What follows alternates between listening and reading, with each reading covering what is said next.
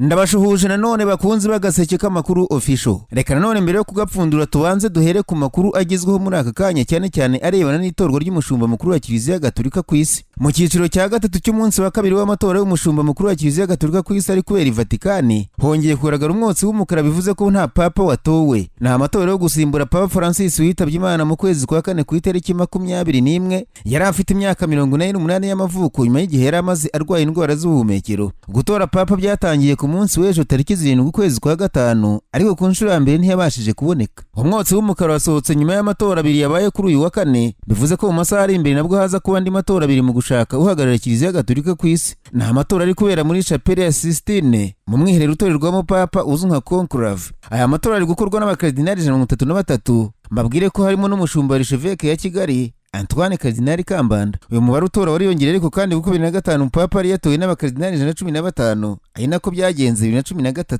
Muri aya matora ya papa, Afrika yagariwe n'abakardinali 17, Burayi bagariwe n'abakardinali 52, Aziya ifite 23, Amerika y'Amajyepfo no hagati zifite 17, mu gihe Amerika y'Uruguru ifite 20, Oceania ikagira 4.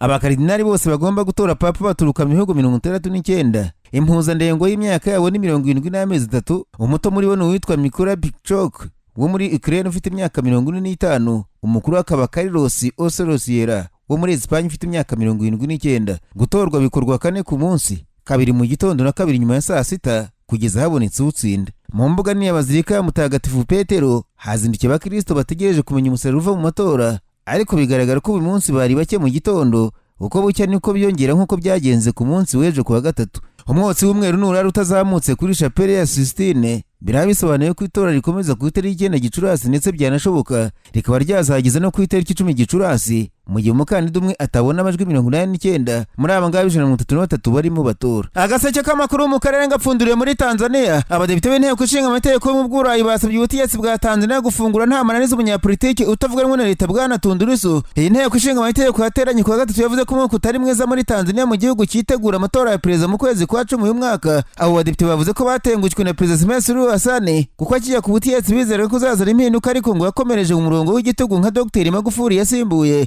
Bwana Tundu Lissu yaboye ishyaka Chadema amaze iminsi afunzwe ukurikiranyweho kugumura abaturage no kugambanira igihugu, ibyaha bishobora kumwicisha biramutse bimuhamye. Ikinyamakuru The Chanzo cyavuze ko abadepite mu Burayi bavuze ko Tanzania ikwiye koroshya ikibuga cya politike, kandi kagaragaza ko Bwana Tundu Lissu n'ishyaka rye bazajya mu matora mu kwezi kwa 10 uyu mwaka. Tundu Lissu yavuze ko hatabayeho impinduka mu mategeko agenga amatora ishyaka rye ritazayitabira ngo kwaba ari ukwirebera mu mazi. Hari abadepite basabye ko ibihugu by'Uburayi bisanzwe bifatanya na Tanzania bigena gake mu gukorana n'iki gihugu ndetse bikitondera kuhashora imari kuko Dar es Salaam itubahiriza uburenganzira bwa muntu.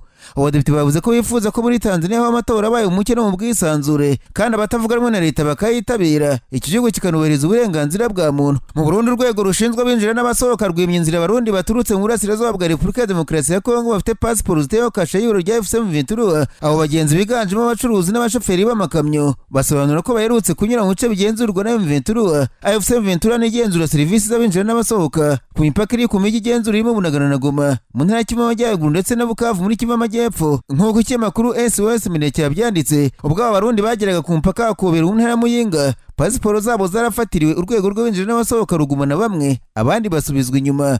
Amwe muri abo yavuze ati banyambuye pasiporo yanjye banyirukana batambwiye impamvu, maze iminsi 2 hano ndara hanze. Abo bagenzi basobanuye ko abanyekongo n'abandi banyamahanga bafite pasiporo ziteyeho kashe ya FC23 iyo bageze ku mupaka wa Kobero bahabwa inzira bagakomereza urugendo nta nkomyi. Bahamya ko ibiri kuba ku barundi gusa basanzwe bakorera ubucuruzi n'ubwikorezi muri Burasirazuba bwa Kongo. Hari uwibaza impamvu abarundi ari bonyine bari gufatwa gutyo. Umushoferi w'ikamyo yatangaje ko n'abagenzi be bambuwe uburenganzira bwo kugeza ibicuruzwa byabo Bujumbura, kandi nguko baguma kuri uwo mupaka ari nako bakomeza kwishyura ikiguzi cya parking. Leta y'u Burundi ifata FC23 nk'umwanzi wayo kuko kuva mu myaka 2 ishize ingabo z'icyo gihugu zifatanya n'iza Kongo kurwanya uwo mutwe. FC23 irukanye ingabo z'u Burundi n'iza Kongo mu bice byinshi by'ina Kivu y'Amajyaruguru na Kivu y'Amajyepfo birimo n'umujyi wa Bukavu muri Mutarama na Gashyantare uyu mwaka turimo. Icyo gihe nibwo yatangiye kugenzura serivisi z'abinjira n'abasohoka mu mujyi igenzura yegereye umupaka. Ubusanzwe yagenzuraga izitangirwa kuri Bunagana gusa, kuva muri Kamena 2022. Nararanganije amaso ibinyamakuru byandikirwa muri Kongo Kinshasa. Abanyamakuru bakize amakaramu ku mpapuro barandika banatwe ishyaka PPRD rya Joseph Kabila ryamaganye umugambi wa leta ya Kongo wo kurisenya. Leta yamagariye abayoboke baryo mu gihugu hose gukora nk'ibisanzwe bakareka amagambo y'ubutegetsi. Minisitiri w'umutekano w'imbere muri Kongo Kinshasa Bwana Jacques Shabani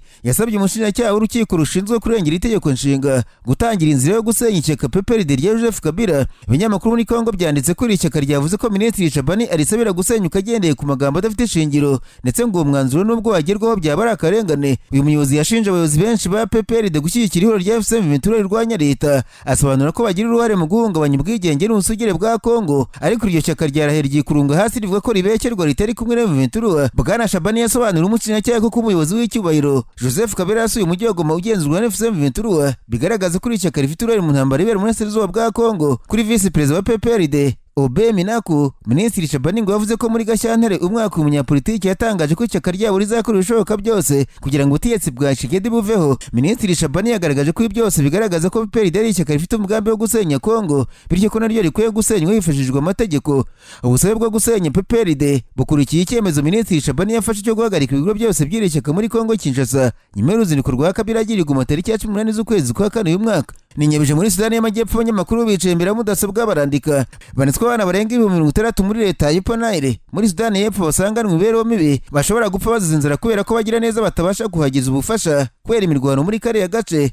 Radio yavuze ko abana basanzwe babayeho nabi kuri ubu bashobora kuzaguma idari bazize inzara ukurikije intabaza ya PAM na UNICEF n'imirwano idahagaze ngo ubufasha bubone inzira. Rivuga ko kuva mu kwezi kwa gatatu uyu mwaka abantu barenga 125 bahunze mu ntara zimwe na zimwe za leta y'Ipanaire kubera imirwano, kandi abenshi bapfuye abasivile n'abasirikare. Intugunda mwaka gace ngo ziraterwa no kuba amasezerano yo kugera ku mahoro y'impande zihanganyije atagerwaho. Rwanda rusanzwe rukagwa mu muhurira za politike. Radio yisubiramo itangazo rya PAM na UNICEF rivuga ko imirwano ikaze ibera ku mugezi wa White River ahacaga ubufasha muri leta y'Ipanaire, rigaragaza ko ukwezi gushize nta muntu waje kugira ko abo baturage byashyize mu kaga abana barenga 60,000 ko bashobora kuzira murenguzi. Leta y'Ipanaire irimo abana benshi bagwingiye kwera imibereho mibi, kandi ngo intambara ntituma no kwitabwaho bishoboka. PAM na UNICEF ubona ko ibihe by'imvura bimeze nabi hariya, ndetse n'intambara z'urudaca biri mu bituma abantu benshi bava mu byabo, ngo nibihura n'umwanda uterwa n'imvura ngo abana benshi baraza gupfa. Leta ya Sudani y'Epfo nta kiravuga kuri izo mpungenge z'abo mashami ya Loni, uretse ko Radio Tamajuzi yatangaje ko bitunguranye Perezida Salva Kiir yagariye muri politiki Dr Ram Akore Ajawin wo ku ruhande batavuga rumwe ku mwanya wa Minisitiri w'Ubwikorezi, nubwo bwose abantu bakeka ko mugira umwe muri ba Vice Perezida batanu b'igihugu. Umugambi w'amahoro wasimwe 2018 hagati ya Perezida Salva Kiir n'abamurwanya, ariko gushyirwa mu bikorwa byaranze nta n'igihe abantu baza amahoro azagarukira muri iki gihugu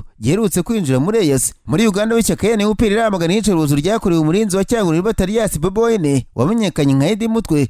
Ikinyamakuru Daily Monitor cyavuze ko perezida w'iri shyaka avuga ko yasuye umurwanashyaka wabo agasanga amerewe nabi muri gereza, ndetse akeneye ubuvuzi bwihariye buruta butangwa na gereza. Edi Mutwe byamenyekanye ko yatawe muri yombi binyuze kuri General Mpuzikeni Rugaba wateguzaga Cyagoranye ko nawe umunsi uzaba umwe. Amahanga amaze iminsi yamagana ifoto ry'uyu mugabo, ariko ubutegetsi bwa Kampala avuga ko umuntu wese wanga igihugu nta kindi aba akwiriye gukorerwa uretse kumvishwa n'amategeko. Agaseke k'amakuru mu Karere ngapfunikire muri Kenya. Abanyamakuru bakojeje ba muri no barandika banetswe umuriro w'intambara y'amagambo watse muri Kenya kubirwa X, aho Perezida Senika y'abakozi wa leta Francis Atwoli yahangaye n'impirimbanyi y'umugore Hanifa Adani wamusabye ko yeguraga inkoni abakiri bato kuko ngo iryo shyirahamwe nta cyayimereye mu myaka n'imyaniko ritegetse. Ikinyamakuru The State cyavuze ko aba bantu batangiye baganira byoroheje, ariko ko hacyaga umuriro ukagenda waka. Ibi ngo byasembuwe n'igitekerezo Madame Hanifa Adani yanyuje mu kinyamakuru anenga Bwana Francis Atwoli umaze imyaka n'imyaniko ku mwanya wa perezida wa komisiyo y'abakozi. Francis Atwoli yageze avuga ko Hanifa ari umuntu w'igisambo wigira amarika, mwibutsa ko ari amafaranga yagenewe kuvuza urubyiruko rw'abajenizi rwakomerekeye mu myigaragambyo mu mwaka ushize. Amubwira ko nta muntu n'umwe ku isi akwiye kwigisha. Mu magambo agaragaramo uburakari n'ibitutsi, Madame Hanifa Adani yibukije Atwoli ko ashaje ari no ku miti, ndetse amuteguza ko agiye kumwotesha umuriro ku mihanda, byaba ngombwa akazanamusura mu biro yanze kurekura. Ibintu byaje gufata intera ubwo Madame Marita Karori yamaze gutegeka Kenya yazanaga imbaraga inyuma ya Madame Hanifa, akerekana ko Atwoli adakwiye kujya mu mitsi nawe kuko byakoze byose bigaragara. Abanyakenya bagaragaje ko Francis Atwoli amaze imyaka 20 nayoboye komisiyo y'abakozi, ariko ukaba utamubaza ikintu na kimwe yakozemo ngo akikwereke. Iyo ntambara igikomeje, abanyakenya bazanye hashtag ivuga ngo Atwoli retire, bamusaba kwegura kuri uyu mwanya agaha umwanya abakiri bato cyangwa se bakazana ubukozi bw'ibibwa ku mihanda igihugu kikamwota. Hari abamuteguje kuri urubyiruko ruhuze n'intuguka rushobora kuzamuhagurutsa kuri uyu mwanya akajya kurya amasaziro agaha abandi amahirwe yo kubona akazi, cyane ko igihugu cya Kenya cyugarijwe n'ubukene n'ubushomeri mu rubyiruko. Reka nsoze bambwira ko umunyapolitiki utavuga n'ubutegetsi muri Afurika y'Epfo usanzwe uzwiho guteza impaka Julius Malema yavuze ko yimwe uruhushya cyangwa se viza rwo kwitabira inama mu Bwongereza. Iyo nama iteganyijwe kuba tariki 10 z'ukwezi kwa gatanu uyu mwaka. Malema yavuze ko Ubwongereza nta mpamvu nyayo bufite ari icyo cyemezo, ndetse ko yibonye nk'igeragezo ryo gucecekesha imyumvire itandukanye na politiki. Mu ibaruwa yagiye hagaragara itari igenewe gutangaza yandikiwe uwungirije Malema, Ambasaderi w'Ubwongereza muri Afurika y'Epfo Anthony Philipson yavuze ko Minisiteri y'Ubutegetsi bw'Igihugu mu Bwongereza itashoboye gusuzuma ubusabe bwe bwa viza. Yavuze ko Minisiteri y'Ubutegetsi bw'Igihugu mu Bwongereza itashoboye gusuzuma ubusabe bwe bwa viza kugira ngo ashobore gukora urugendo. Malema, umukuru w'ishyaka ritavuga rumwe n'ubutegetsi muri Afurika y'Epfo rya EFF, anenga bikomeye icyo abona nk'agashakabuhake y'ibihugu byo mu burengerazuba bw'isi, ndetse ashyigikiye ko ubutaka bufitwe n'abazungu muri Afurika y'Epfo buhinduka ubwa leta. Umuvugizi wa Minisiteri y'Ubutegetsi bw'Igihugu mu Bwongereza yabwiye BBC ko batajya bagira icyo batangaza kuri dosiye y'umuntu ku giti cye. Mu butumwa ryatangaje ku rubuga rwa X, ishyaka EFF ryavuze ko ambasade y'Ubwongereza yatindije ishishikaye isuzumwa n'iyemezwa rya viza y'umukuru wayo kugira ngo ntashobore kuvugira mu nama izabera muri kaminuza ya Cambridge ku itariki 10 Gicurasi. Mu ibaruwa BBC yabwiwe ko ari y'umwimerere. Philipson yavuze ko ashaka gusaba imbabazi ubwe kubera ko Minisiteri y'Ubutegetsi bw'Igihugu mu Bwongereza itashoboye gusuzuma ubusabe ku gihe bitewe n'ibyiciro bya ngombwa bisabwa mu kwiga ku busabe bw'impushya zo kwinjira mu gihugu, ndetse no kubera ko bibabaje ko byabaye mu gihe cya za konji zimwe ziherutse kuba mu Bwongereza. Ambasaderi Philipson yavuze ko ubwo yitaye kuri icyo kibazo mu cyumweru gishize. Muri iyo baruwa yandikiye Godrich Gadi, umuyobozi wungirije wa EFF, Ambasaderi Philipson cyane kubera ko intumwa zanyu zasabye uruhushya mbere y'igihe ndetse bamwe barikiye mu buryo busaba guhabwa serivisi mu buryo bwihutirwa. Philipson yavuze ko Minisiteri y'Ubutegetsi bw'Igihugu mu Bwongereza yemeye gusubiza amafaranga yatanzwe mu busabe bwa viza. Ku rubuga X, Malema yavuze ko intumwa za EFF zari zasezeranijwe ko ibintu byose biri kujya mu buryo, ariko zakira ibaruwa yo kwicuza mbere y'amasaha make gusa ngo bakore urugendo. Yongeraho ati ibi ntibikwiriye kandi ni ubupfapfa. Mu Bwongereza habaye konji ku itariki 5 z'ukwezi kwa gatanu uyu mwaka.